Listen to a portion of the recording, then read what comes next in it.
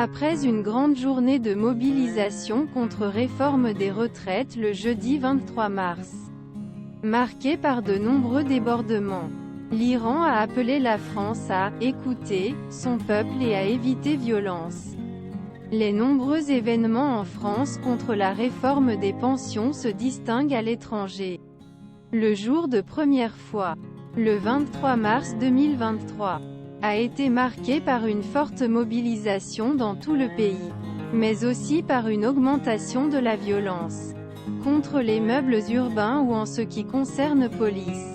Vendredi, le ministre de l'Intérieur, Gérald Darmanin, invité sur CNews, a déclaré que plus de 450 personnes avaient été arrêtées et que 441 policiers et gendarmes avaient été blessés pendant cette journée.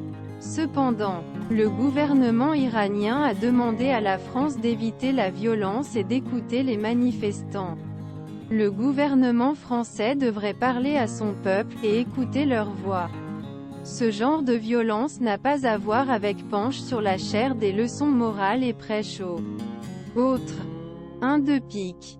Twitter W0HWVI79L2 Nasser Kanani 24 mars 2023 Nasser Kanani fait référence aux critiques internationales, y compris par la France, envers le gouvernement iranien pendant période répression exercée leurs manifestations en septembre dernier. Ils ont suivi la mort de Mahsa Amini lorsqu'elle était en détention.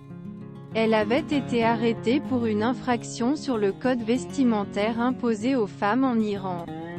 De nombreuses émeutes avaient éclaté et plusieurs centaines de personnes, dont des dizaines de membres de la police, avaient été tuées lors des manifestations. En suivant ces incidents graves, l'Union européenne ainsi que les États-Unis et le Royaume-Uni ont imposé des sanctions contre Téhéran. Nasser Kanani a ajouté que « ceux qui semant le vent récoltent la tempête » et que « ce genre de violence contredit le fait de donner à d'autres leçons morales ».